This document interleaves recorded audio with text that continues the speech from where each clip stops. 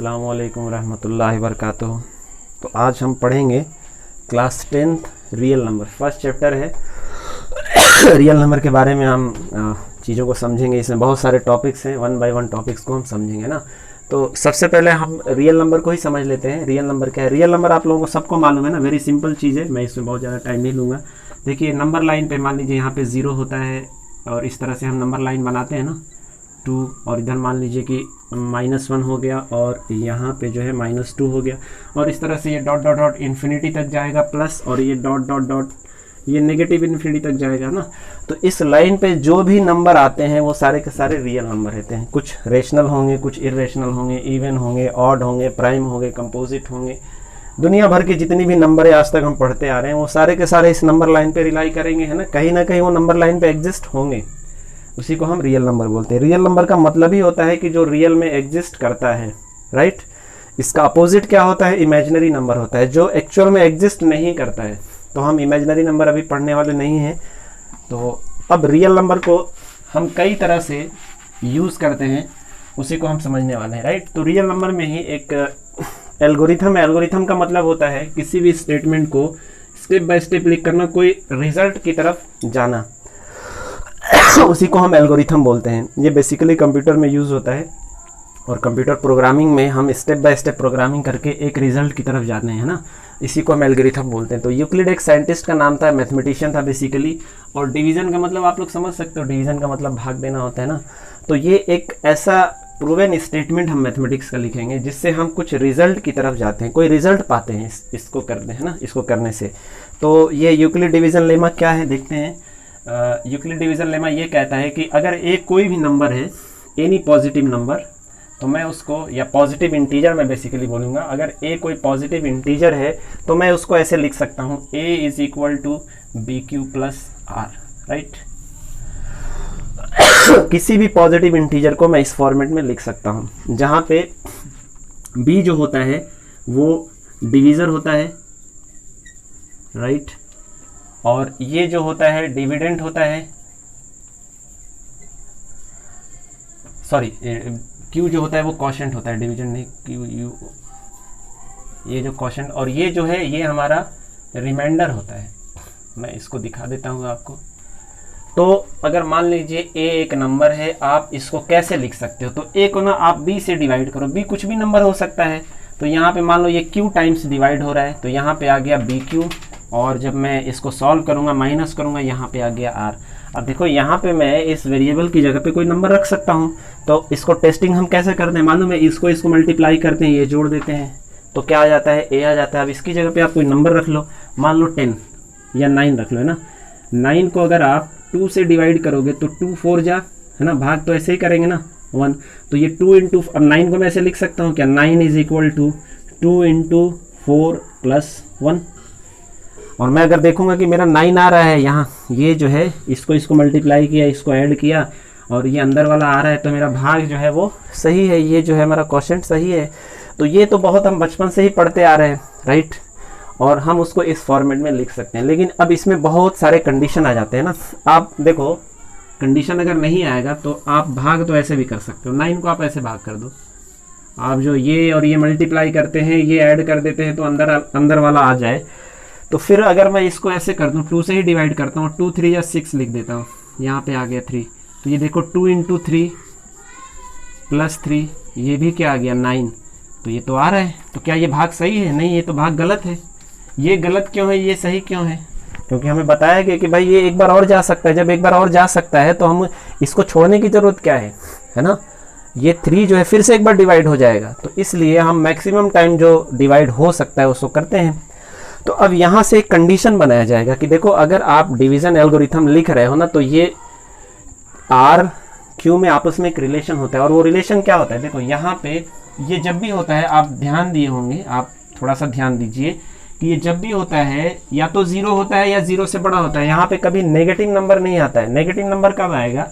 Negative number ऐसे आएगा, देखिए क्या ये भाग मैं सही कर रहा हूँ? 2 5 जब मैं कर देता हूँ, ये आ गया 10 और यहाँ पे आ गया -1। तो क्या ये भाग सही है? नहीं, ये गलत है, राइट। तो यहाँ पे क्या आया? यहाँ पे 0 से छोटा नंबर आ गया। दूसरी तरफ मैं अगर 9 को ऐसे डिवाइड करता हूँ 3 से, तो 3 3 जा 9, यहाँ पे आ गया 0, ये तो बिल्कुल सही है। और अगर मैं 2 से इसको डिवाइड करता हूँ इसी 9 को, तो फिर ऐसे भी लिख सकता हूँ 2 4 जा 8, यहाँ पे 1 आ गया। तो ये वाला और ये वाला तो सही है, राइट, लेकिन ये वाला क्या है, ये तो गलत है ना। तो अब इसमें देखो 1 आया रिमाइंडर और इसमें 0 आ गया। 0 भी आ सकता है और 0 से बड़ा भी आ सकता है, लेकिन -1 कभी नहीं आ सकता है ना, ये अपने आप में ही गलत है। ये जब भी होगा या तो इसके बराबर होता है या छोटा होता है। तो बराबर होगा तो 0 और छोटा होगा तो कोई पॉजिटिव नंबर आएगा। तो अब हमें अगर रिलेशन में बनाना है मुझे कि Q और R में या B और R में क्या रिलेशन होता है, तो मैं बोलूँगा कि देखिए R जो होगा, ये R जो होगा आपका, ये 0 से ये 0 हो गया और R होगा, तो R हमेशा 0 से क्या होगा, बड़ा होगा या फिर 0 के बराबर भी होगा। तो जब दोनों कंडीशन एक साथ लगते हैं, या तो ये या तो ये, इसका मतलब होगा R इज ग्रेटर देन और इक्वल टू, इसको मैं लिखूंगा R इज ग्रेटर देन और इक्वल टू, बीच में और लगा है, और का मतलब या तो ये या तो ये। तो ये जो R है या तो 0 से बड़ा होगा, अगर 0 से बड़ा नहीं हुआ तो 0 के बराबर होगा। ये दो कंडीशन है ना, ये देखिए, या तो यहाँ पे R 0 है या 0 से बड़ा है, ये दोनों सही है। 2 से डिवाइड करने पर 0 से बड़ा आ रहा है, 3 से डिवाइड करने पर 0 आ रहा है, लेकिन ये क्या सही है, नहीं, ये सही नहीं। तो R जो है वो 0 से बड़ा हुआ या 0 के बराबर हुआ, लेकिन R और B में यानी इसमें और इसमें क्या रिलेशन होता है, तो ये तो पहले से ही गलत है, इसको तो हमें सोचना ही नहीं है। हम जो हमारा रिजल्ट सही आया है उसकी तरफ देखेंगे। तो इस 2 में और 1 में क्या रिलेशन है, 3 में और 0 में क्या रिलेशन है। तो जाहिर सी बात है कि जब आपने यहाँ पे ये जो डिवाइड किया था ये भी गलत है। तो देखो यहाँ पे ये जो 2 है डिवीजर है, इस रिमाइंडर से क्या है, छोटा है, ये क्या सही है, नहीं, ये तो गलत था। ये भी क्या है, ये भी गलत है, राइट।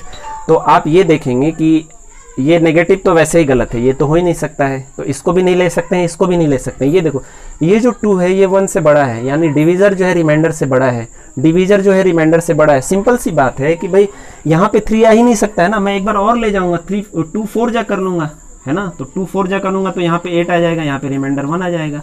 तो ये जो चीज़ है इससे कभी बड़ा हो ही नहीं सकता, बराबर भी नहीं हो सकता है, राइट। अगर मैं एक काम करता हूँ, 8 में 2 का डिवाइड करता हूँ, राइट, तो 2 3 जा 6 लिख सकता हूँ क्या, ये सही है कि ये और ये बराबर हो जाए, नहीं, मैं 3 टाइम्स क्यों ले जाऊंगा। एक बार मुझे कोई बच्चा भी बताएगा कि सर एक बार और चला जाएगा, तो मैं इसको क्या करूँगा, 2 4 जा करूँगा और यहाँ पे 8 और यहाँ पे 0 आ जाएगा। तो इससे ये प्रूव हो रहा है, ये जो B होगा ना बेटा, ये B R से क्या होगा, बड़ा होगा। तो ये हमारा एक कंडीशन बन गया कि देखो किसी भी नंबर को, कोई भी A नंबर को मैंने लिया ना, 9 ले लो, 10 ले लो, जो भी लेना है ले लो, उसको आप इस फॉर्मेट में लिख सकते हो। किसी नंबर से जब डिवाइड करोगे तो कुछ क्वोशिएंट आएगा और कुछ रिमाइंडर आएगा। रिमाइंडर या तो 0 होगा या 0 से बड़ा होगा, लेकिन उस Q में और R में और 0 में क्या कंडीशन होगा, ये कि जो रिमाइंडर होगा वो 0 से बड़ा होगा या बराबर होगा, और जो डिवीज़र होगा वो रिमाइंडर से हमेशा बराबर बड़ा होगा। यानी ये नंबर, यहाँ पे जो नंबर होता है इससे हमेशा ज़्यादा होता है। ये आप करके देख सकते हो ना। चलो ये चीज़ें याद अगर नहीं होंगी फर्स्ट टाइम, तो आप बार बार खुद अपना एक डिवाइड करो और खुद जो है दिमाग लगाओ कि क्या चीज़ें हो रही हैं, क्या कंडीशन आ रहा है, हमको क्या फॉलो कर रहे हैं। तो ये हम बचपन से करते हैं, 10th में आके हमको बताया गया कि ये कंडीशन है और आज पता चला, राइट। तो ये बहुत ही सिंपल कि A is equal to B Q plus R where B is greater than R and R is greater than और इक्वल टू 0। ये कंडीशन अप्लाई होगा तब जाके ये एल्गोरिथम सही है। अगर ये कंडीशन अप्लाई नहीं हुआ तो ये एल्गोरिथम सही नहीं होगा। अगर मान लो आपने ये लगा दिया 2 × 3 + 3 इज इक्वल टू 9, तो ये गलत है, ये एल्गोरिथम नहीं हो सकता है, राइट। क्योंकि यहाँ पे देखो ये 2 जो है इससे छोटा हो गया है, ये नहीं हो सकता है। या फिर ये एल्गोरिथम ये भी सही नहीं होगा। आप मल्टीप्लाई करोगे सही आएगा, देखो 2 × 5 + -1 देखेंगे तो 9 ही आएगा, इसको सॉल्व करेंगे 9 आएगा। लेकिन ये एल्गोरिथम क्या है, सही नहीं है, क्योंकि R क्या होगा, नेगेटिव नहीं हो सकता, या तो 0 होगा या 0 से बड़ा होगा। तो अगर आपको एल्गोरिथम लिखना है, तो किसी नतीजे पे पहुंचना है, इससे कुछ काम निकालना है, तो आपको ये कंडीशन को अप्लाई करना पड़ेगा, ठीक है। तो इसको हम बोलते हैं यूक्लिड डिवीजन एल्गोरिथम, ठीक है। अब इससे हम एक चीज़ और सीखेंगे, इसी से एक नतीजा निकालेंगे कि कौन सा नंबर इवन होता है और कौन सा नंबर ऑड होता है, राइट। तो देखो बहुत ही सिंपल चीज़ है ना, कैसे हम किसी नंबर को इवन और ऑड पता कर सकते हैं। अगर नंबर मान लो न्यूमेरिकल वैल्यू दिया है, वो तो आप तुरंत देख के बता दोगे, राइट। लास्ट में कौन कौन सा डिजिट होगा तो इवन होगा और कौन सा नहीं होगा तो ऑड होगा, ये तो। लेकिन अगर नंबर जो है ना खुद वेरिएबल में दे दिया है, तो ये आप बताना बड़ा मुश्किल हो जाता है। तो कोई मुश्किल काम नहीं है, है ना। हम इसी डिवीज़न एल्गोरिथम से उसको समझ सकते हैं। कैसे, देखिए अगर मैं आपसे पूछूं कि बताइए x जो है एक वेरिएबल है, इसका वैल्यू कुछ भी हो सकता है। अब ये बताओ इवन है कि ऑड है, तो दुनिया का कोई आदमी इसको नहीं बता सकता है ना। इवन भी हो सकता है, ऑड भी हो सकता है, क्लियर, कोई नहीं बता सकता है। लेकिन अगर मैं इसको यहाँ 2 से मल्टीप्लाई कर दूँ, बोलूँ अब मेरे पास 2x एक नंबर आ गया, अब ये बताइए इवन नंबर है कि ऑड नंबर है, तो बहुत आसानी से कोई भी बता देगा कि ये एक इवन नंबर है। कैसे? क्योंकि ये 2 से डिवाइड हो जाएगा, है ना। कैसे 2 से डिवाइड होगा कि भाई ये जो नंबर है एक्चुअल में 2 × x है, और ये 2 से बहुत आसानी से डिवाइड हो जाएगा। ये कट गया, आंसर क्या आ गया? x। क्योंकि इस नंबर का फैक्टर भी क्या है? 2 है, तो जिस नंबर का फैक्टर 2 होगा तो वो 2 से डिवाइड होगा, जिस नंबर का फैक्टर 3 होगा वो 3 से डिवाइड होगा, जिस नंबर का फैक्टर x होगा वो x से डिवाइड हो जाएगा। तो ये नंबर, ये जो 2x है, ये दो नंबरों से मिलके मल्टीप्लाई होके बनना है, x से और 2 से मल्टीप्लाई हो रहा है, तो 2 इसका एक फैक्टर हो गया, राइट। ये छोटी छोटी चीज़ें हैं, क्लास 10 में बताने की ज़रूरत नहीं है। तो जिस नंबर का फैक्टर 2 है वो 2 से डिविजिबल है, यानी ये नंबर 2 से डिविजिबल है। तो मैं एक चीज़ बोल सकता हूँ, अब आप देखो यहाँ x की जगह पे कोई भी नंबर रख लो, जो नंबर आएगा वो इवन नंबर ही आएगा। रख के देख लो, आप सोच लो, है ना। 2 × 0 0 आ गया, 2 × 1 2 आ गया, 2 × 100 200 आ गया, है ना। तो ये 0 2 200 ये सारे क्या है? सारे इवन नंबर है, ठीक। अब अगर इवन नंबर हमें पता चल गया तो अब कैसे पता करेंगे कि देखो ये वेरिएबल में था ना, मैंने बोला था ना कि कोई नंबर अगर वेरिएबल में आ जाए तो हम कैसे पता करेंगे, तो वो 2x के फॉर्मेट में होना चाहिए। कोई भी वेरिएबल हो अगर उसको 2 से मल्टीप्लाई करके दिखाया गया है तो वो नंबर इसके फॉर्मेट में आ जाएगा और वो एक इवन नंबर कहलाएगा। तो फिर ऑड नंबर क्या होगा? तो ठीक है, अगर मैं इवन में ही, ये इवन नंबर है और इसमें मैं अगर एक 1 ऐड कर देता हूँ तो ये क्या बन गया? ये हमारा ऑड बन गया। सिंपल सी बात है, क्योंकि ये 2 से डिवाइड भी नहीं होने वाला है। ये 2 से आप इसको अगर डिवाइड करोगे ना बेटा तो ये ऐसा आएगा। चलो 2 से डिवाइड करके देखो, तो ये हो जाएगा 2x/2 प्लस 1/2। ये तो डिवाइड हो गया पूरा, यहाँ पे 2 प्लस, तो ये जो भी आएगा 2 से 2 कट गया, x आ गया, ये आ जाएगा x प्लस 1/2। पूरा होल तो नहीं आया ना भाई, डिवाइड करने पर होल नंबर आना चाहिए, होल नंबर नहीं है, फ्रैक्शन में आ गया, है ना। तो ये सिंपल सा दिख रहा है कि ये 2 से डिविजिबल नहीं है, तो ये हमारा क्या आ गया? ये हमारा ऑड नंबर का फॉर्मेट आ गया। यानी दुनिया का कोई भी नंबर अगर 2x के फॉर्मेट में मैं अगर उसको दिखा दूं तो वो बन जाता है इवन नंबर, है ना, वेरी सिंपल। और दुनिया का कोई भी नंबर अगर 2x + 1 के फॉर्मेट में दिखा दूं तो वो क्या बन जाएगा? Odd number. अब ये सारी चीज़ें आप खुद चेक करके भी देख सकते हो कि देखो अगर मैं इवन और इवन का मल्टीप्लाई करूं, देखो इवन और इवन का मल्टीप्लाई करूं तो इवन ही आता है। मैं अगर इवन और ऑड का मल्टीप्लाई करूं तो भी इवन ही आता है। मैं अगर ऑड और ऑड का मल्टीप्लाई करूं तो ऑड आता है, ठीक है। तो ये 3 ही कंडीशन बनेंगे, या एक और कंडीशन बनेगा ऑड और इवन का मल्टीप्लाई करूं तो भी इवन ही आता है। ये अब ये मुझे याद नहीं है, ये समझ में आ रहा है ना, ये आप करके प्रैक्टिकली देखना। 2 × 3 करोगे 6 आएगा इवन और ऑड, 2 × 4 करोगे तो भी इवन ही आएगा, लेकिन ऑड × ऑड 3 × 3 9, 5 × 5 25, है ना। तो ये चीज़ें याद करने की नहीं है, आप खुद से प्रैक्टिस करेंगे, आप चीज़ों को थोड़ा सा साइंटिफिकली खुद से चीज़ों को जैसे मैथ का जो लैब होता है ना वो दिमाग में ही होता है आपका, आप मैथमेटिक्स का लैब अपने दिमाग में ही बनाइए और थॉट एक्सपेरिमेंट करिए, है ना। तो थॉट एक्सपेरिमेंट करेंगे तो ये चीज़ें आपको खुद समझ में आ जाएगी। तो ये देखो एक चीज़ इस्टेब्लिश हुआ कि कोई भी नंबर अगर इवन है तो वो इस फॉर्मेट में होगा, ऑड है तो इस फॉर्मेट में होगा। तो मैं इस 2x को क्या ऐसे लिख सकता हूँ क्या? 2x + 0, हाँ बिल्कुल लिख सकता हूँ भाई। 0 रखो या हटा दो कोई दिक्कत नहीं है। तो मैं ये भी बोल सकता हूँ कि इवन नंबर जो है 2x + 0 के फॉर्मेट में होगा और ऑड नंबर 2x + 1 के फॉर्मेट में होगा, ठीक है। अब देखो मैं ये बोलता हूँ कि ये कोई नंबर है ना, और ये क्या नंबर है? a है, a = 2x + 0, और ये भी a ही, और ये b मान लो, ये b मान लो, और b = 2x + 1, और ये ऑड है। तो अब मैं इस डिवीजन एल्गोरिथम से मैं दिखाऊंगा कि कौन सा नंबर इवन है, कौन सा नंबर ऑड है। इसको हम तुरंत देखते ही समझ जाएंगे, राइट। तो चलिए यहाँ से हम मैं एक आपको क्वेश्चन देता हूँ कि चलिए यहाँ पे देखिए, ये एक नंबर है 6x + 6।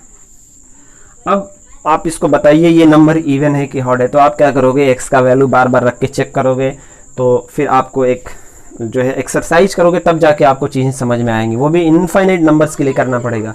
लेकिन हमने एक चीज़ इस्टेब्लिश कर दिया था कि इस फॉर्मेट में आ गया, यानी इस फॉर्मेट में तो नंबर इवन, इस फॉर्मेट में आ गया नंबर ऑड। तो मैं क्यों नहीं इस चीज़ को इस फॉर्मेट में लाने की कोशिश करूं। अच्छा मैं x कंफ्यूज हो रहे हो ना, तो मैं x को हटा देता हूँ और यहाँ पे q लिख देता हूँ ना, 6q + 6, राइट, क्योंकि ये भी वेरिएबल एक जैसा वेरिएबल हो रहा है तो आपको दिक्कत होगा। अब चलो मैं इसको इस फॉर्मेट में लाने की कोशिश करता हूँ, या तो इस फॉर्मेट में आ जाए या तो इस फॉर्मेट में, ठीक है, देखते हैं कैसे आएगा। तो देखो 2 है, 2 से मल्टीप्लाई हो रहा है ना, और प्लस 0 आ जाए या 1 आ जाए, इसी को टारगेट रखता हूँ मैं। तो यहाँ से मैं क्या करूँगा, इसमें से 2 निकालने की कोशिश करूँगा। देखो इसमें से भी 2 निकलेगा और इसमें से भी 2 निकलेगा, राइट। तो चलिए मैं निकाल लेता हूँ। तो ये हो जाएगा 2 × देखो 3q होगा ना ऐसा, प्लस 2 × 3। अब देखो ये एक टर्म हो गया, ये एक टर्म हो गया, 2 टर्म है, बीच में प्लस है, कॉमन कुछ निकाल लिया जाए, यस निकाल लिया जाए, 2 कॉमन निकला, 3q + 3, ठीक है ना। तो ये क्या आ गया, 2 × ये समथिंग। अब कोई भी नंबर में जब 2 से आप मल्टीप्लाई करते हो ना बेटा, तो क्या आता है, वो तो इवन आता है हमारा। अब इसी को क्या मैं x मान सकता हूँ, क्यों नहीं मान सकते हो, बिल्कुल मान सकते हो। q क्या है, एक इंटीजर है, इंटीजर में 3 का मल्टीप्लाई इंटीजर, प्लस 3 क्या इंटीजर, x भी क्या है, एक इंटीजर है। तो ये देखो इस फॉर्मेट में आ गया कि 2 × x प्लस आगे क्या है, आगे 0 लिखो या मत लिखो, यहाँ पे देखो लिख दो, यहाँ भी प्लस लगा के मैं 0 लिख सकता हूँ ना। तो यहाँ पे x का वैल्यू क्या आया, यहाँ पे जो है x का वैल्यू आया है वो है 3q + 3, हो सकता है, पॉसिबल है। तो ये नंबर क्या प्रूव हुआ, ये नंबर प्रूव हुआ इवन। अब आप q का कुछ भी वैल्यू रख लो, चैलेंज करता हूँ कि इवन नंबर ही आएगा। 0 रखोगे तो 6 आएगा, 1 रखोगे तो 12 आएगा, 3 रखोगे तो 24 आ जाएगा, कुछ इस तरह से आता चला जाएगा, है ना। अब दूसरा नंबर मैं देता हूँ, है ना, दूसरा तो 6q + 5, है ना, साफ साफ समझ में आ रहा है कि ऑड नंबर है। लेकिन हम मान लो प्रूफ कैसे करेंगे, देखो इससे एक छोटा है, एक पहले भी ऑड होगा, एक बाद में भी ऑड होगा। अगर 7 कर दूंगा तो भी ऑड बन जाएगा, फिर यहाँ पे 4 कर दूंगा तो इवन बन जाएगा। तो अब इसको कैसे करूंगा, देखो इसी फॉर्मेट में लाने की कोशिश करूंगा, कुछ नहीं है ना, 2 निकालने की कोशिश करूंगा। तो 2 × इसको तो 3q लिख लेता हूँ, इसमें से तो कैसे नहीं निकाल सकता ना, 2 से 2 का ये फैक्टर है ही नहीं, इसमें 2 फैक्टर है ही नहीं, है ना ये 2 का मल्टीपल है। तो मैं इसको क्या करूँगा, 2 + 1 ऐसा कर लेता हूँ कुछ, है ना, इस तरह से तोड़ देता हूँ। तो अब देखो इसमें हमारे पास जो है कितने टर्म्स हो गए, 1 टर्म, 2 टर्म, 3 टर्म, 4 टर्म, है ना, 4 टर्म हो गए। तो क्या क्या कॉमन हो सकते हैं, देखो चारों में से तो कुछ भी कॉमन नहीं निकलने वाला है। लेकिन अगर मैं सिर्फ इन तीनों को लेता हूँ तो इसमें से क्या कॉमन निकलेगा, इसमें भी 2 है, इसमें भी 2 है और इसमें भी 2 है, निकाल लूँ बाहर, यस बाहर निकाल लेता हूँ। तो 2 आ गया बाहर मेरे पास। इसमें क्या बचा, 3q, ओके 3q ले लिया, प्लस यहाँ पे क्या बचा 1, प्लस यहाँ पे क्या बचा 1, ठीक है। और फिर आगे क्या आ गया, +1। तो अब देखो ये 1 + 1 मैं इसको मिटा के 2 लिख दूं क्या, हाँ बहुत सिंपल सी चीज़ है। अब देखो ये किस फॉर्मेट में आ रहा है, 2 × मल्टीप्लाइड बाई यानी नंबर +1 आ गया है ना। अब मैं देखो इसको x बोल सकता हूँ ना, 2 × x + 1 ये। अब यहाँ पे x का वैल्यू क्या आ गया, यहाँ पे x का वैल्यू कुछ अलग आ गया, 3q + 2 आ गया, राइट। यहाँ पे x का वैल्यू क्या आया था, 3q + 3 आया था। तो समझ में आया, ये देखो ये नंबर क्या प्रूव हुआ, 2x + 1 के फॉर्मेट में आया है, ये नंबर इवन होगा। आप रख के देख लो इसमें, है ना। x का वैल्यू अगर q का वैल्यू 0 रखेंगे 5 आएगा, 1 रखेंगे 11 आएगा, 2 रखेंगे 17 आएगा, 3 रखेंगे, इसी तरह से चेंज होता जाएगा। लेकिन जब भी आएगा ऑड नंबर आएगा, राइट। तो ये चीज़ हमें समझ में आया कि हम किसी भी नंबर को देख के ही जो है बता सकते हैं कि वो नंबर इवन होगा या ऑड होगा, इस फॉर्मेट में लाने के बाद, ठीक है। चलिए आगे बढ़ते हैं। अच्छा इसके बाद जो है हमारा हम एक नंबर को कितने तरह से लिख सकते हैं ना, ये देखेंगे हम लोग। a = bq + r के फॉर्मेट में अगर हमें लिखना हो जाए तो हम एक नंबर को कितने तरह से लिख सकते हैं, कितने तरह से रिमाइंडर उसके आ जाएंगे, ये थोड़ा समझ लेते हैं हम लोग, है ना। तो चलिए देखते हैं। अब एक काम करिए, मान लो मैं लेता हूँ 8 को ही ले लेता हूँ, है ना, वही a = bq + r, मैं a को 8 मान लेता हूँ। तो अब मैं इसको देखो इतने तरह से लिख सकता हूँ ना, 1 × 8 प्लस क्या लिखना चाहिए 0, भाई 1 से डिवाइड करूँगा क्वोशिएंट 8 आएगा ना, रिमाइंडर क्या जाएगा 0। इसको मैं उल्टा भी लिख सकता हूँ, 8 = 8 × 1 + 0, बात वही हो गया है ना। इसको इंटरचेंज किया जा सकता है, लेकिन समटाइम इंटरचेंज करने पर ये रिमाइंडर अलग अलग आ जाता है ना, क्योंकि ये स्टेटमेंट भी देखना है हमें। अदरवाइज ऐसे तो सही होगा, इक्वेशन तो सही होगा, लेकिन ये कंडीशन जो लगा हुआ है ये भी हमें देखना होता है। तो सम टाइम ये इंटरचेंज करने पर रिमाइंडर चेंज हो जाता है। अब मान लो 8 को फिर मैं ऐसे भी लिख सकता हूँ भाई 2 इंटू 4 प्लस 0, 4 इंटू 2 भी लिख सकता हूँ 4 इंटू 2 प्लस 0, ठीक है ना, 8 ही है। अब आते हैं 8 को मैं ऐसे भी लिख सकता हूँ, कैसे, 4 से हो गया, अब डायरेक्ट ये, अब मैं इसको ना 3 से डिवाइड करता हूँ, तो 3 से जब डिवाइड करूँगा तो 3 इंटू 6 हो जाएगा, बचेगा क्या, बचेगा रिमाइंडर 2, तो मैं इसको 2 लिख लेता हूँ, ठीक है। अब देखो मैं इसको इवन और ऑड के अगर फॉर्मेट में करूँगा ना बेटा, तो यहीं से साफ साफ समझ में आ रहा है कि कौन इवन नंबर है कौन, ये देखो ये इवन नंबर है। कैसे, मैं इसको जब 2 से डिवाइड कर रहा हूँ, ये एक नंबर है 2 इंटू ये x मान लेता हूँ, प्लस क्या आया, 0 आया, तो 2x प्लस 0, 2x के फॉर्मेट में आया कि नहीं आया। अब इस नंबर को आप सोचोगे कि सर ये भी यहाँ पे तो 0 नहीं आ रहा है, तो ये 2 से डिवाइड ही नहीं हो रहा है, ठीक है ना, 3 इंटू 2 प्लस 2 आ रहा है, ठीक है। तो ये चीज़ हमें समझने वाली है। अच्छा, अब आते हैं हम लोग कि असल जो चीज़ समझना है कि किसी नंबर को अगर हम इस फॉर्मेट में लिखेंगे तो उसमें कितने रिमाइंडर हो सकते हैं अलग अलग तरीके से, तो इसी को हमें मेन समझना है। अब देखिए मैं आपको बताता हूँ, मान लीजिए मैं किस एक नंबर लिख लेता हूँ ऐसे, पहले तो ऐसे लिख लेता हूँ a is equal to 5q plus r, है ना, ये एक नंबर है। अब देखो मैंने यहाँ पे b की जगह पे 5 लिख दिया, मैंने डिसाइड कर लिया कि ये 5 होगा, राइट। तो आप मुझे बताओ कि मैं a को किस नंबर से डिवाइड कर रहा हूँ, a को असल में मैं 5 से डिवाइड कर रहा हूँ। क्वेश्चन क्या आ रहा है, q आ रहा है, तो यहाँ पे 5q, और रिमाइंडर क्या आ रहा है, r आ रहा है। लेकिन एक बात समझिए कि r बार बार चेंज होगा, और कितने तरह से r आ सकता है वो हम देखेंगे, राइट। तो देखिए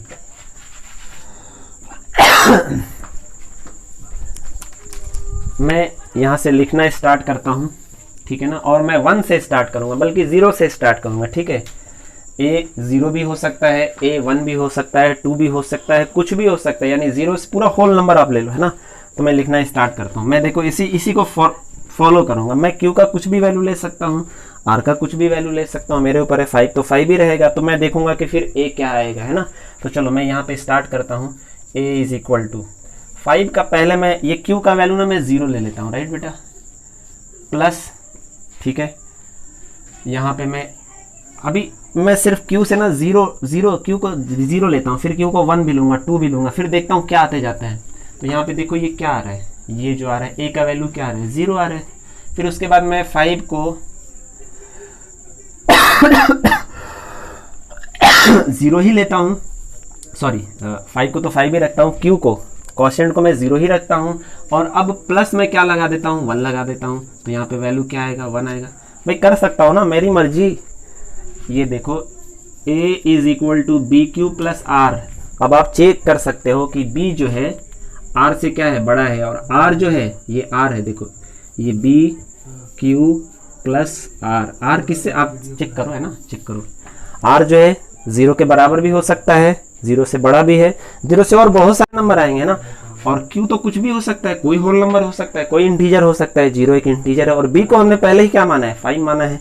तो चलो आगे बढ़ते हैं। a इज इक्वल टू, अब मैं 5 को फिर से लेता हूँ, 0 ही रखूंगा, है ना, प्लस क्या कर दूंगा बेटा, 2 कर दूंगा। तो यहाँ पे क्या आ जाएगा, 2 आ जाएगा। अब आप समझ सकते हो सिमेट्री एक पैटर्न को बोलते हैं। ये पैटर्न समझ सकते हो कि अब ये पैटर्न कहाँ जाने वाला है, 0 1 2, उसके बाद 5 इंटू 0। भाई मैं रिमाइंडर को चेंज करते जा रहा हूँ, 0 1 2 3, तो यहाँ पे क्या आ गया, 3 आ गया। फिर मैं 5 इंटू 0 प्लस 4, मेरे पास क्या आ गया बताओ, 4 आ गया, ठीक है। अब अगला जो मैं नंबर लिखूंगा, आप सोचो क्या लिखना चाहिए। क्या मैं 5 इंटू ऐसा लिख सकता हूँ क्या, आप खुद मुझे वीडियो को पॉज करके मुझे जवाब देना है ना। क्या मैं ऐसे लिख सकता हूँ 5 इंटू 0 प्लस 5 लिख सकता हूँ क्या, और ये चीज़ ये लिख सकता हूँ क्या, और फिर यहाँ पे मैं 5 बोल दूँ, और फिर मैं इसको बोलूँ कि नहीं ये एल्गोरिथम यूक्लिड डिवीजन एल्गोरिथम को फॉलो भी कर रहा है और ये कंडीशन भी फॉलो कर रहा है। क्या ये सही है, नहीं बिल्कुल सही नहीं। देखो ये r है ना, ये हमारा a, तो a is equal to B Q plus R. ये r और b क्या बराबर हो सकता है क्या, नहीं हो सकता है ना। देखो यहाँ पे r और b बराबर नहीं हो सकता है, b जो है r से बड़ा होना चाहिए तब। भाई ठीक है, ये इक्वेशन के तौर पे सही है, एक इक्वेशन हो सकता है, लेकिन यूक्लिड डिवीजन एल्गोरिथम नहीं हो सकता है, क्योंकि r जो है वो b के बराबर नहीं हो सकता है। तो अगर मैं इस चीज़ को लिखना चाहूँ तो मुझे यहीं पे स्टॉप लगाना पड़ेगा। अगर मैं 5 को 0 से मल्टीप्लाई करते जा रहा हूँ तो मैं रिमाइंडर को 0 ले सकता हूँ, 1 2 3 4 5 नहीं ले सकता हूँ, राइट। तो अगर मुझे देखो ये वैल्यू भी आ रहा है, 0 रखा 0 आ गया, 1 रखा 1 2 3 4, अगर मुझे यहाँ नंबर की जगह पे 5 लाना है तो फिर मुझे करना क्या पड़ेगा? तो आसान तरीका है, ये तो आप नहीं कर सकते हो ना, ठीक है इक्वेशन सही है लेकिन ये यूक्लिड डिवीजन एल्गोरिथम नहीं है ये। तो मैं इसके लिए क्या करूँगा बेटा, इसके लिए very simple, a is equal to 5 into, अब मैं किसको चेंज कर दूंगा, देखो यहाँ पे मैं q को 0 ले रहा था ना, अब q को क्या कर दूंगा 1 बना दूंगा, सिंपल, ठीक है। देखो ये 5 नंबर आए कि नहीं, 1 2 3 4 5, और अगले 5 नंबर फिर 1 से चलेंगे। तो चलो मैं इसको भी दिखा देता हूँ, 5 इंटू 1 प्लस 0, फिर 5 इंटू 1 प्लस 2, 5 इंटू 2 सॉरी 1 ही रहेगा, प्लस 3, फिर 5 इंटू 1 प्लस 4, राइट। अब आप आगे बोलो क्या मैं अगला, अच्छा देखो मैं यहाँ पे एक भूल गया हूँ, 5 इंटू 1 प्लस 1, तो यहाँ पे क्या आ गया 0, सॉरी यहाँ पे आ गया 5, यहाँ पे क्या आ गया 6, यहाँ पे क्या आ गया 7, यहाँ पे क्या आ गया 8, यहाँ पे क्या आ गया 9। अब देखो आप सोचो कि मैं 0 को इस फॉर्मेट में लिखा कि नहीं लिखा, बी क्यू प्लस आर, 1 को लिखा कि नहीं लिखा, 2 3 4, ये तो गलत है ना, ये तो एल्गोरिथम फॉलो नहीं कर रहा है, 5 6 7 8 9, अब 10 को कैसे लिखूं? अब आप सोचोगे सर 10 को करना क्या, 5 इंटू 1 प्लस 5 कर दो।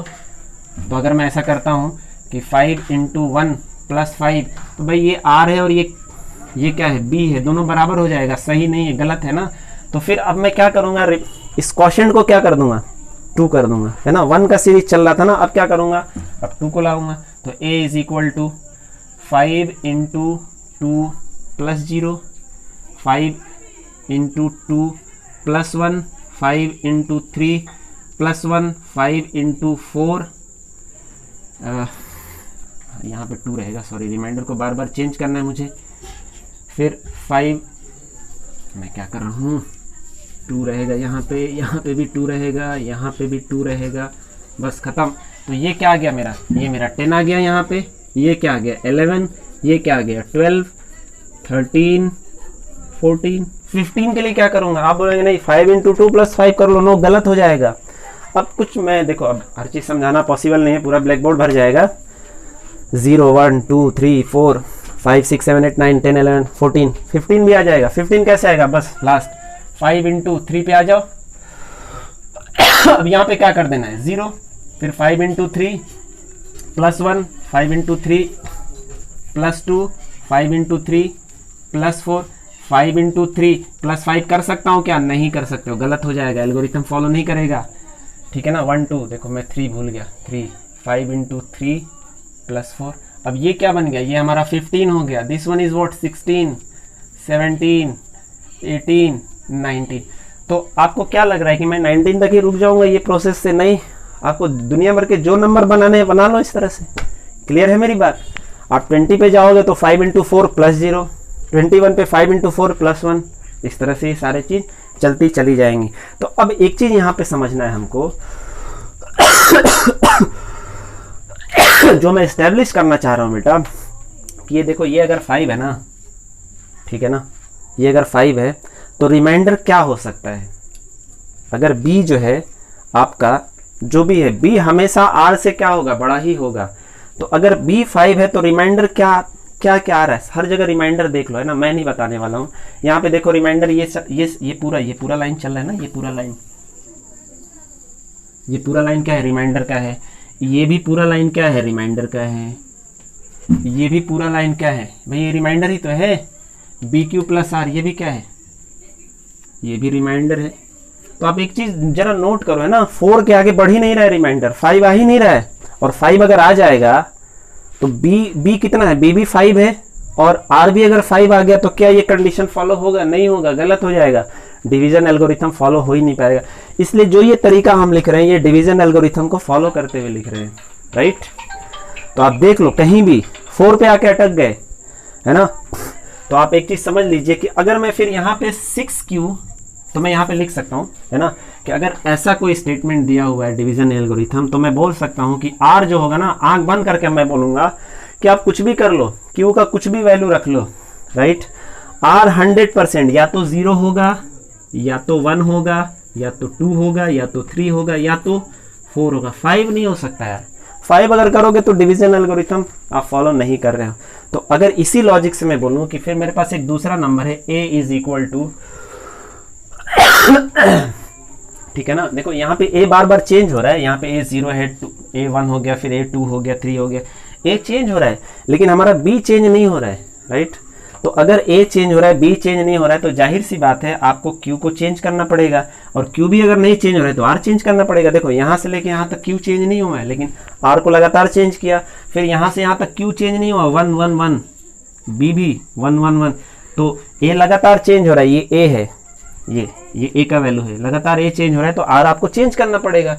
भाई एक इक्वेशन अगर दिया हुआ है y plus X is equal to 6, तो यहाँ x और y का कुछ वैल्यू होगा, या मैं ऐसा लिख देता हूँ 3y is equal to 6, y का कुछ एक वैल्यू होगा ना। अगर मैं 6 की जगह पे 7 कर दूँ, 3 अपनी जगह पे होगा, तो y का क्या वैल्यू वही रहेगा, नहीं चेंज होगा।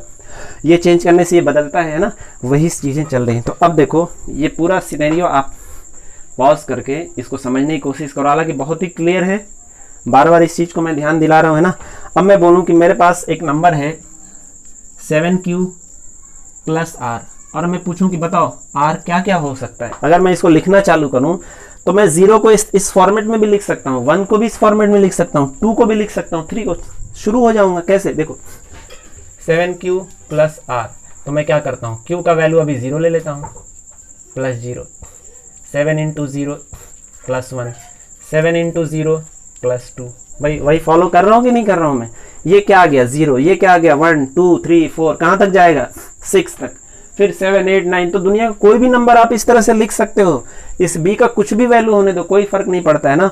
आपको अगर मान लो अनजाने अचानक से आ गया कि सर मुझे 17 लिखना है, तो क्या मैं इसको ऐसे लिख सकता हूँ क्या, 100q प्लस r के फॉर्मेट में लिख सकता हूँ क्या? बिल्कुल लिख सकते हो बेटा, क्यों नहीं लिख सकते हो, एकदम लिख सकते हो ना। देखो इसको 0 बना लो, 100q प्लस 100 इंटू q का वैल्यू आप क्या रखेंगे, एक बार 0 रख दीजिए, तो ये r फिर क्या लेना पड़ेगा, r आपको 17 लेना पड़ेगा, है ना। तो ये बातें आप किसी भी नंबर को इस फॉर्मेट में लिख सकते हैं, ये वेरी सिंपल है ना, वेरी सिंपल सी बात है। तो चलो अब ये 7q प्लस r है, तो r क्या क्या हो सकता है, r 0 हो जाएगा, 1 भी हो जाएगा, 2 भी हो सकता है, 3 भी हो सकता है, 4 भी हो सकता है, 5 भी हो सकता है, और 6 भी हो सकता है। क्या 7 हो सकता है? नहीं, 7 तो नहीं हो सकता है, बिल्कुल नहीं हो सकता है। तो क्या ये बातें समझ में आई? अब इसी चीज़ को देखते हुए हमें बहुत सारे क्वेश्चंस को सॉल्व करने होंगे, है ना। आगे जब आपके एक्सरसाइज आएंगे तो ये याद रख लीजिए, इस चीज़ को बस ध्यान में देखिए, ये चीज़ और ये चीज़ यही दोनों हैं, है ना। b हमेशा r से छोटा रहेगा, सॉरी बड़ा रहेगा, तो r b का जो भी वैल्यू दिया रहेगा, रिमाइंडर उससे कम ही रहेगा। 5 दिया है तो 0 1 2 3 4 पे ही आगे अटक जाएगा, यानी आप इस तरह से लिख सकते हो, ठीक है। चलो आगे बढ़ा जाए। अब इसके बाद हमारा जो अगला टॉपिक है फंडामेंटल थ्योरम ऑफ अर्थमेटिक। तो बहुत ही सिंपल है। आप देखो दुनिया का कोई भी नंबर अगर लिखते हो ना बेटा, तो आप उसको 2 प्राइम नंबर के मल्टीप्लिकेशन के ही फॉर्मेट में लिख सकते हो। असल में प्राइम नंबर ही असल होता है, जब हम उसको मल्टीप्लाई करते हैं तो वो क्या हो जाता है, कंपोजिट नंबर बन जाते हैं ना, मल्टीप्लाई कर करके। तो चलो मैं इसको यहाँ से कुछ हटाता हूँ और आगे दिखाता हूँ आपको। ये आप जो है बार बार वीडियो को रोक के रिवाइंड करके फिर से देख सकते हो, जो चीज़ें समझ में नहीं आई है ना, बार बार एक ही चीज़ को समझाना ठीक नहीं है। तो अगर मैं बोलूँ कि देखो सबसे पहला जो नंबर है वो मान लो होल नंबर 0 है, 0 को छोड़ देते हैं, 1 इंटू 1 ना प्राइम है ना कंपोजिट है। अब 2 जो है 2 इंटू 1, 2 जो है 2 इंटू 1 होता है। 3 क्या है, 3 भी 3 इंटू 1 है। अब आ गया 4, ये देखो ये तो छोड़ ही दो, ये तो 1 से अगर स्टार्ट करेंगे नेचुरल नंबर से, तो 1 नाइदर प्राइम नॉर कंपोजिट, क्योंकि ना ये प्राइम के ही उसमें आता है कैटेगरी में, ना कंपोजिट के ही कैटेगरी में आता है। 2 जो है वो प्राइम नंबर के कैटेगरी में आता है, क्योंकि इसका फैक्टर सिर्फ या तो 1 है या तो ये खुद है। 3 भी वही केस है। अब 4 जो होगा ना, अगला जो नंबर लिखूंगा ना, इसी को 2 इंटू 2 कर दूंगा, 4 आ जाएगा। अब 5 क्या मैं किसी 2 प्राइम नंबर को मल्टीप्लाई करके लिख पा रहा हूँ? नहीं। तो 5 क्या हो जाएगा, 5 एक प्राइम नंबर हो जाएगा। फिर 6 क्या होगा, 2 इंटू 3 हो जाएगा, तो 6। अब देखो जो जो कंपोजिट नंबर है मैं उस पर ऐसा 6। फिर अगला आ गया मेरा 7 8 9 10 और आप इस तरह से लिखते चले जाओ। अब 7 को देखो, 7 को करके कोशिश करो 2 इंटू 3 इंटू समथिंग, नहीं आने वाला है, ठीक है ना। मतलब इसका कोई फैक्टर है ही नहीं 1 के अलावा, और ये खुद के अलावा इसका कोई फैक्टर नहीं है, यानी इसका फैक्टर 1 है और 7 है, यानी ये 1 से डिवाइड होगा और 7 से डिवाइड होगा, बाकी और किसी से डिवाइड होने वाला ही नहीं है। 4 क्या है, 4 2 से डिवाइड होगा, तो इसलिए हम इसको 2 इंटू 2 लिख सकते हैं। ये 2 से भी डिवाइड होगा, 3 से भी डिवाइड होगा, इस तरह से लिख सकते हैं। ये 2 से भी डिवाइड होगा, 2 इंटू 2 इंटू 2, ये 3 इंटू 3, ये वाला 2 इंटू 5। तो ये जो इस तरह से मैं लिख पा रहा हूँ, ये सारे क्या है, ये सारे हमारे कंपोजिट नंबर हैं। तो अर्थमेटिक थ्योरम यही कह रहा है कि कोई भी नंबर को जब हम लिखते हैं ना, तो 2 प्राइम नंबर के मल्टीप्लाई से ही सारे नंबर बनते चले जाते हैं, इसीलिए उनको प्राइम कहा जाता है। असल में तो नंबर यही होते हैं, इन्हीं को कंपोज करके मल्टीप्लाई के फॉर्म में, यानी ये जो 4 है ना, ये 2 को ही 2 टाइम्स ऐड किया गया है। 6 जो है ना, वो 2 को 3 टाइम्स ऐड किया गया है, या 3 को 2 टाइम्स ऐड किया गया है। उसी तरह से 8 जो है वो 2 को 2 टाइम्स ऐड किया, फिर जो आया फिर उसको 2 टाइम्स ऐड इस तरह से ये जो है ना हमारा प्राइम और कंपोजिट का चक्कर चल रहा है, ठीक है। चलो आगे, अगला जो टॉपिक है हमारा इसमें, इस चैप्टर में, वो है मुझे बुक देखना पड़ेगा, लेकिन जहाँ तक मुझे याद आ रहा है कि अगला जो टॉपिक है हमारा वो ये है कि हम किसी भी नंबर को हमारे पास कोई भी नंबर अगर देखो 2 पे पावर m इंटू 5 पे पावर n अपॉन में 1 ऐसा अगर दिया हो, या पहले मैं इसको डिस्कस कर लेता हूँ। तो इसका m का कुछ भी वैल्यू ले लो, n का कुछ भी वैल्यू ले लो, राइट। मैं एक बात गारंटी से बोल सकता हूँ कि जो भी नंबर आएगा ना लास्ट में 0 होगा। अब ये 0 क्यों होगा, जरा इसको समझते हैं ना। तो देखो हम एक काम करते हैं, 2m का वैल्यू ना थोड़ी देर के लिए समझाने के लिए 2 ले लो, और n का वैल्यू थोड़ी देर के लिए 3 ले लो। तो मैं इसको ऐसे लिखता हूँ ना बेटा, 2 इंटू 2 भाई m का वैल्यू 2 है तो 2 बार रहेगा, यानी मैं चलो इसको ऐसे लिखता हूँ, बेबी स्टेप इंटू 3 पे 5 पे पावर 3। तो फिर मैं इसको ऐसे लिखूंगा 2 इंटू 2 मल्टीप्लाइड बाई 5 इंटू 5। अब मैं ये गारंटी से बोल सकता हूँ कि लास्ट में 0 आएगा, बाकी कुछ भी आए यहाँ पे ये लास्ट में 0 आने वाला है। क्यों, रीज़न तो मैं देखो इसी चीज़ को मैं थोड़ा रीअरेंज कर लेता हूँ। इस 2 को यहाँ पे लिया और इस 5 को ले लिया, ठीक। फिर इस 2 को ये देखो पेयरिंग कर लिया मैंने, है ना, 2 इंटू 5, और ये 5 बच गया अकेले, इसको चलो तो इसको मैं क्या कर रहा हूँ कि इसको इधर ले लेता हूँ समझाने के लिए ना, वरना कहीं से कहीं। अब देखो ये कुछ भी होने दो, मुझे इससे कोई मतलब ही नहीं है, राइट। ये कोई भी नंबर होगा, ये क्या कहलाएगा, 10। अब किसी भी नंबर में आप अगर 10 का मल्टीप्लाई करते हो तो लास्ट में क्या आ जाएगा, 0। वेरी सिंपल, है ना। तो यहाँ से ये बात समझ में आ रही है कि अगर आपको कोई भी नंबर को फैक्टराइज कर रहे हो तो 2 पे पावर समथिंग और 5 पे पावर समथिंग सिर्फ इसी पे मिल रहा है। यानी मान लो आपके पास एक नंबर है x, आपने इसको फैक्टराइजेशन किया तो ये 2 पे पावर m आ गया इंटू 5 पे पावर n आ गया, और दूसरा नंबर नहीं आना चाहिए, 3 नहीं आना चाहिए ना। 3 आ गया तो सारा खेल गड़बड़ हो जाएगा फिर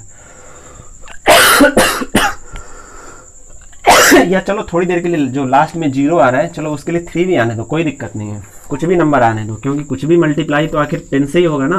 तो जहाँ तक सवाल ये है कि लास्ट में 0 आना चाहिए, तो बस हमें ये देखना है कि 2 उस नंबर का एक फैक्टर 2 है और एक फैक्टर 5 है। अगर ये चीज़ दिख गया तो मैं 100% बोल सकता हूँ कि उस नंबर के लास्ट में 0 आएगा। तो अगर x एक नंबर है और उसको दे दिया गया कि x का जो असल वैल्यू है वो ये है 2 पे पावर m 5 पे पावर n इंटू 3 या कुछ भी, तो मैं गारंटी के साथ बोल सकता हूँ कि x जो भी होगा, यहाँ पे जो भी होगा, लास्ट में इसका 0 आने वाला है। आपको समझाया था कैसे। अब m और n का वैल्यू ले लो, आप यही वाला वैल्यू रख लो, तो सारा चीज़ अगर मैं यही वाला वैल्यू रखूँगा तो ये आएगा, लास्ट में क्या आ जाएगा, 3 भी एक आ जाएगा, 3 को मैं इधर ले लेता हूँ। अब देखो ये कुछ भी होने दो, ये कुछ भी होगा, इसी नंबर को मैंने ऐसे लिख दिया ना, m का वैल्यू 2 और n का वैल्यू 3, तो ये नंबर को फिर मैं ऐसे लिख सकता हूँ। तो लास्ट में किससे मल्टीप्लाई हो रहा है, 10 से मल्टीप्लाई हो रहा है। तो मैंने क्या बोला था, 100% लास्ट में क्या आ जाएगा, 0 आ जाएगा। अब इस चीज़ को भी हम जो है ना यूज़ करते हैं, और वो क्या यूज़ करते हैं कि नंबर जो है टर्मिनेटिंग है, नॉन टर्मिनेटिंग है, राइट। हम मतलब एक एक्चुअल डिवीज़न करते हैं और एक झटके में डिवीज़न कर देंगे, ये चीज़ को समझते हुए ना। तो ये चीज़ यहाँ तक समझ में आया आपको। चलिए अब आगे बढ़ते हैं हम लोग। तो थोड़ा सा और आपको इस पे मैं रोशनी डालता हूँ। अब यहाँ से है ना, ये चीज़ तो मैं नहीं मिटाऊँगा, ये चीज़ हमारा रहना ही चाहिए। बी, है ना। ये चीज़ बहुत काम का है। चलो अब मैं एक नंबर देती यहाँ पे देखो आपको ना, अगर मैं बोलूँ कि 9/11 जो है ना, इसका वैल्यू डेसिमल वैल्यू बताइए, ठीक है, तो आप क्या करोगे कि अब थोड़ा सा आप कन्फ्यूज़न में पड़ जाओगे कि 9 को ऐसे लोगे, फिर 11 लोगे और डिवाइड करना चालू कर दोगे, जो एक लेंदी प्रोसेस हो जाएगा।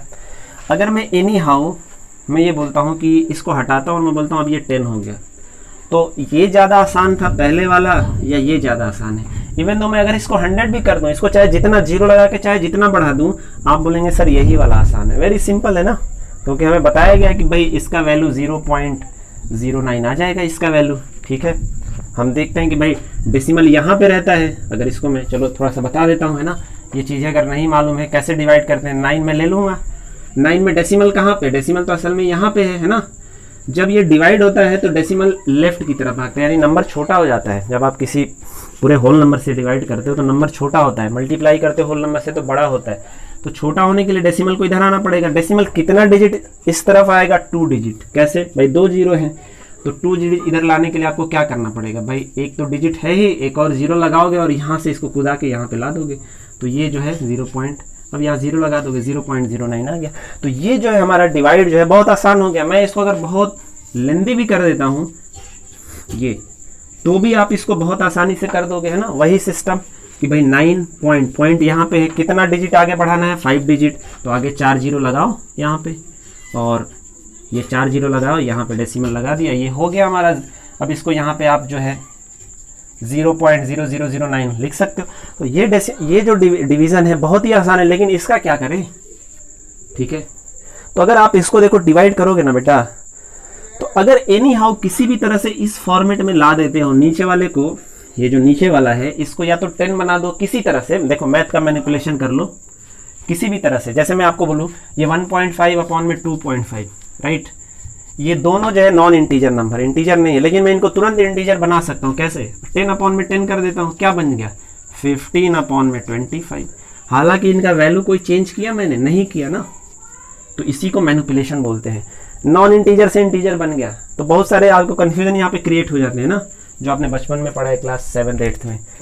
तो मैंने क्या किया, मैनिपुलेशन किया। तो उसी तरह से किसी भी तरह से मैनिपुलेशन करके अगर मैं 9/11 को, ये 9/11 को या तो मैं 10 बना दूं, इजीली डिवाइड हो जाएगा 9, या तो मैं इसको क्या बना दूं, जो है 100 बना दूं, 1000 बना दूं, 10,000, 1 लाख, यानी 1 और आगे 0। अगर इस फॉर्मेट में मैं ला दूंगा तो ये ऊपर वाला जो है इजीली डिवाइड हो जाएगा। और अगर मैं नहीं ला पाया तो आप डिवाइड इजीली नहीं कर पाओगे, और जो डिवाइड करोगे भी तो क्या होगा, देखो करके देखो क्या हो रहा है, 11 है ना, यहाँ पे डेसिमल लिया, यहाँ पे 0 लगाया, कितनी बार जाएगा, 11 8 जा 88, है ना, कितना आ गया 2, डेसिमल है 0 लिया, है ना, 11 1 जा कितना आ गया 9 आ गया। डेसिमल है 0 लगा सकते हो आप, फिर 11 8 जा, तो आप एक पैटर्न देखोगे 8 1 8 1 8 1 लगातार क्या होगा, रिपीट होते रहेगा। यानी मैं बोल सकता हूँ कि इसका जो वैल्यू होगा 0.81 पे बार लग जाएगा, 8 1 8 1 8 1 रिपीट होने लगेगा। तो मैं बोल सकता हूँ एक चीज़ गारंटी के साथ कि देखो सर, अगर आप ना ये नीचे वाले नंबर को एनी हाउ कोई भी तरह से मैनिपुलेट करके अगर आप 10 100 1000 10,000 1 लाख 10 लाख नहीं बना पा रहे हो, तो ये नंबर जो भी आप डेसिमल में लाओगे ना वो टर्मिनेट नहीं होगा, चलता ही रहेगा, भले रिपीट हो या रिपीट तो होना ही पड़ेगा। अगर रिपीट नहीं होगा तो इरेशनल नंबर बन जाएगा, है ना, तो रिपीट तो होना ही पड़ेगा, क्योंकि ये रेशनल है तो ये इरेशनल नहीं हो सकता है। तो रिपीट होगा लेकिन टर्मिनेट नहीं होगा, ये मैं 100% गारंटी से बोल सकता हूँ। जैसे अगर मैं आपको बोलूँ कि 10 कोई भी नंबर आप ले सकते हो, 1/9 ये जो भी होगा ना, डेसिमल टर्मिनेट नहीं होगा, रिपीटेशन चालू हो जाएगा, लेकिन टर्मिनेट, क्योंकि मैं इसको किसी भी तरह से एनी हाउ मैं इसको जो है ना 10 बना पाऊंगा, ना मैं इसको 100 बना पाऊंगा, ना मैं इसको 1000 बना पाऊंगा। लेकिन कुछ नंबर ऐसे होते हैं जिसको मैं बना सकता हूं, तो चलो उसको देख लेते हैं हम लोग, है ना। जैसे वो नंबर थोड़ा मुझे सोचना पड़ेगा, फटाफट याद आ जाए मुझे वो नंबर। चलो मान लो कि 5 में, ठीक है, 5/15 आ गया, राइट। ये तो अब मैं चूँकि आप इसको ऐसे भी डिवाइड, ये बहुत छोटा सा एग्जांपल है ना, बड़े बड़े आपके एक्सरसाइज में होंगे तो आप इसको ऐसे भी बोलेंगे सर इसको तो हम ऐसे भी कर सकते हैं ना, डेसिमल लगाया, 0 लगाया, 15×45, तो मुझे लगता है ये भी, हाँ रिपीटेशन चालू हो जाएगा क्या इसका, 5, तो ये तो फिर उसी तरह से निकलने लगेगा ना, तो ये भी नहीं हो सकता है, तो मैं इनको दूसरा नंबर लेता हूँ, 9 ले लेता हूँ, ठीक है, ये हो जाएगा ना, ये आप डिवाइड करोगे तो डिवाइड हो जाएगा, टर्मिनेट हो जाएगा, लेकिन यहाँ पे 5 जब था, ये 5/15 ये टर्मिनेट नहीं होने वाला है, क्योंकि यही से मुझे समझ में आ रहा है। तो चलो इसी को करके देखते हैं ना, 9/15 को पहले आपको दिखाता हूँ, उसके बाद फिर आपको फटाफट, है ना, इस तरीके से करने की ज़रूरत नहीं, ये सारी चीज़ें आपके सिलेबस में है इसलिए मैं बता रहा हूँ, है ना। यहाँ पे तो कितनी बार जाएगा, फिर 5 टाइम है ना, 75, फिर क्या आ गया 15, भाई 0 आप बढ़ा सकते हो, सॉरी नहीं 15 छः के 90, डायरेक्ट ही चला जाएगा ना, 0.6 टाइम चला गया। तो इसको ऐसा डिवाइड करने से अच्छा है मैं एक और तरीका अपनाता हूँ, चूंकि ये नंबर बहुत छोटा है तो आप ऐसे ही डिवाइड करने में आपको आसानी होगा, लेकिन मैं एक तरीका बता रहा हूँ कि जब आपको यहाँ पे बहुत बड़ा नंबर मिल जाए, यहाँ पे बहुत बड़ा नंबर मिल जाए, तो इस तरह से डिवाइड करना आसान नहीं होता है, तो उस टाइम आप क्या करोगे। तो देखो इसी को है ना, इसी को रेफरेंस मानते हैं, मैं एक काम करता हूँ, 9/15 को मैं क्या करता हूँ, 3×5 लिख देता हूँ, ठीक है ना बेटा। अब यहाँ से मैं ये बोल सकता हूँ कि कोई भी नंबर अगर 2 पे पावर m और 5 पे पावर n के फॉर्मेट में आ जाए तो उसके लास्ट में क्या होना चाहिए, लास्ट में 0 होना चाहिए। तो चलो मैं इसको देखो कैसे आगे बढ़ाता हूँ, 3×5 पे पावर 1 हो गया, और मैं 2 पे पावर 1 ऐड करता हूँ नीचे, जब नीचे कर रहा हूँ तो ऊपर भी करना पड़ेगा। देखो इसी को मैनिपुलेशन बोलते हैं, मैंने अपनी तरफ से तो कुछ भी नहीं किया, मैंने वैल्यू चेंज नहीं किया ना, 2 नीचे लगाया तो ऊपर भी लगा दिया। अब देखो ये चीज़ आ गया मेरे पास, ठीक है ना, लेकिन अब ये 10 बन जाएगा, लेकिन ये 10×3 30 बनेगा, मुझे तो लाना है 10 या 100, तो इस 3 का क्या करें, तो इसलिए मैंने जानबूझ के नंबर 9 लिया था। ये जो 3 है, 3 1 जा और 3 3 जा, ये कट जाएगा, और 3 2 जा 6, और नीचे क्या आ गया, नीचे जो है 10 आ गया, तो ये फाइनली क्या बना 0.6। क्या ये बात समझ में आई। जब हमने इसको डिवाइड किया तो भी 0.6 आया था और ऐसे भी आया, तो मैंने इसको क्या किया, मैनिपुलेट किया, नीचे मैंने क्या लाने की कोशिश किया, 10 100 1000 जो भी आ जाए आप उसको लेके आओ, कोशिश करो। और अगर नहीं आ पा रहा है तो आप बोल दोगे कि सर ये जो है ना नंबर मैं डिवाइड अगर करूंगा भी तो टर्मिनेट नहीं होगा, रिपीटेशन चालू हो जाएगा। और अगर इस फॉर्मेट में आ गया 10 100 1000 तो आप बोल सकते हो कि सर ये जो है डेसिमल के 1 डिजिट के बाद टर्मिनेट हो जाएगा, 100 आया तो डेसिमल के 2 डिजिट के बाद, 1000 आया 3 डिजिट 4, है ना। आपसे पूछा जाएगा कि एक नंबर दे दिया, पूछा एक्चुअल डिवीजन के बगैर आपको टर्म बताना है कि कितने डिजिट के बाद टर्मिनेट होगा, तो आप उसको या तो 10 बनाएंगे, जैसे मुझे ये पूछा जा सकता था कि आपको एक्चुअल डिवाइड नहीं करना है, कुछ और तरीके से बताना है कि ये नंबर टर्मिनेट होगा कि नहीं होगा, तो मैं तो पहले ही बोल दूंगा जब इस फॉर्मेट में ला दूंगा, देखो ये नंबर ये और ये क्या एक ही चीज़ तो है, मैंने थोड़ा सा मैनिपुलेशन किया है, नीचे 2 लगाया है, ऊपर भी लगा दिया है, ये 3 से 3 कट गया तो 3×2 6 और ये 5×2 10 वही नंबर है, देख लो आप, कटा भी लो, ये जो है ये नंबर और ये नंबर बिल्कुल सेम है ना। तो नीचे जब 10 आ गया तो मैं बोल सकता हूँ कि ये टर्मिनेशन हो जाएगा, लेकिन कितने डिजिट के बाद टर्मिनेशन होगा तो इसमें 0 बताएगा, एक 0 है, 1 डिजिट के बाद हो जाएगा। अगर 100 आता 2 डिजिट, अगर 1 लाख आता तो मैं बोलता 5 डिजिट के बाद जो है वो टर्मिनेट होगा, है ना। तो ये आपका ये टॉपिक था। और हाँ, अब एल्गोरिथम डिवीज़न को हम HCF और ख़ास करके LCM नहीं, HCF निकालने में ही असल इसका यूज़ होता है, और HCF को असल में हम इसी से समझ सकते हैं। आपको बोला जाता है ना कि ये जो है HCF निकालिए 5 का और 35 का, राइट। तो आप क्या करते हो, 30 आप ऐसा कर लेते हो ना, डिवीज़न मेथड से कर लेते हो ना ऐसा, 5 7 जा 35 और यही 5 आपका आंसर आ जाता है। चलो मान लो ये कुछ थोड़ा अलग सा नंबर हो गया, तो यहाँ पे 7 ले लेता हूँ और यहाँ पे कुछ भी अलग नंबर ले लेता, तो इस तरह से आप डिवीज़न मेथड से जाते हो। तो असल में जो ये चीज़ निकला है ये तो हम कर लेते हैं ना, असल में इसके पीछे लॉजिक क्या चलता है, वो लॉजिक यहाँ से आता है डिवीज़न एल्गोरिथम से। इसलिए मैं बार बार बोल रहा था कि डिवीज़न एल्गोरिथम को अगर आपको ये A = BQ + R division algorithm, असल में अगर इसको फॉलो नहीं करेंगे तो डिवीज़न एल्गोरिथम नहीं हुआ, और उस डिवीज़न एल्गोरिथम को ही फॉलो करते हुए हम HCF का रूल बनाते हैं ना, जो आप इस मेथड से निकालते हो लॉन्ग डिवीज़न मेथड से, वो असल में यूक्लिड डिवीज़न एल्गोरिथम के कंडीशंस के वजह से ही वो रूल आ पाता है या हम उसको समझ पाते हैं, ठीक है।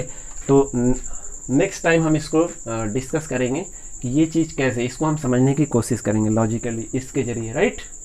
तो तब तक आप लोग जो है इसको खूब अच्छे से प्रैक्टिस करिए, बार बार खुद से लॉजिक बनाइए, खुद से समझिए, वीडियो को पॉज कर लीजिए और समझने की कोशिश करिए। शुक्रिया।